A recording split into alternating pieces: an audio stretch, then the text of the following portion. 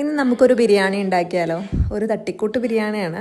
അപ്പോൾ എങ്ങനെ ഉണ്ടാക്കാൻ നോക്കാം. ആദ്യം നമ്മൾ കുറച്ച് നെയ്യും കുറച്ച് വെളിച്ചെണ്ണയും കൂടിയിട്ട് മിക്സ് ആയിട്ട് ഒഴിച്ചു കൊടുക്കുക. പിന്നെ അതിലേക്ക് ഉള്ളിയിട്ട് വഴറ്റിയതിന് ശേഷം അതൊന്ന് മാറ്റി വെക്കുക. പിന്നെ നമ്മൾ അതേ എണ്ണയിലേക്ക് തന്നെ അണ്ടിപ്പരിപ്പ് മുന്തിരിയൊക്കെ ഇട്ടിട്ട് അതൊന്ന് വഴറ്റിയതിന് ശേഷം അതൊന്ന് മാറ്റി വെക്കുക.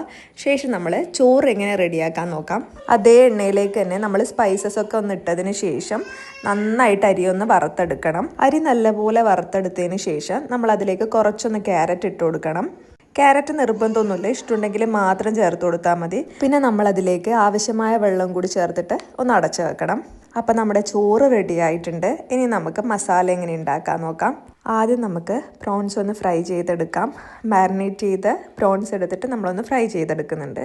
പിന്നെ നമ്മൾ കുറച്ച് ഓയിൽ എടുത്തിട്ട് അതിലേക്ക് ആവശ്യത്തിന് ഉള്ളി എടുക്കുക. അത് നന്നായിട്ട് വഴണ്ട് വരുമ്പോഴത്തേനും നമ്മൾ കുറച്ച് തക്കാളിയും കൂടി ഇട്ട് കൊടുക്കണം. പിന്നെ നമ്മൾ കുറച്ച് ഇഞ്ചി, പച്ചമുളക്, വെളുത്തുള്ളി പേസ്റ്റ് ഇട്ട് കൊടുക്കണം. പിന്നെ നമ്മൾ അത് നന്നായിട്ട് വഴണ്ട് വരുമ്പോഴത്തേനും ബാക്കിയുള്ള മസാലകൾ കൂടി ചേർക്കാനുണ്ട്. അപ്പോൾ മഞ്ഞൾപ്പൊടി, മുളക് പൊടി, കുരുമുളക് പൊടി, ഗരം മസാല, പിന്നെ ഉപ്പ്, കുറച്ച് തൈര്, ഇതേ നമ്മളിവിടെ ചേർക്കുന്നുള്ളൂ കാര്യമായിട്ട്.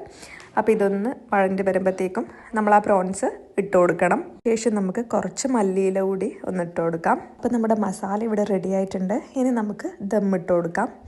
സത്യം പറഞ്ഞാൽ പ്രോൺസ് ഭയങ്കര കുറവായിരുന്നു. നമുക്ക് ഇന്നലെ ഫ്രൈ ചെയ്തതിൻ്റെ ബാക്കിയായിരുന്നു.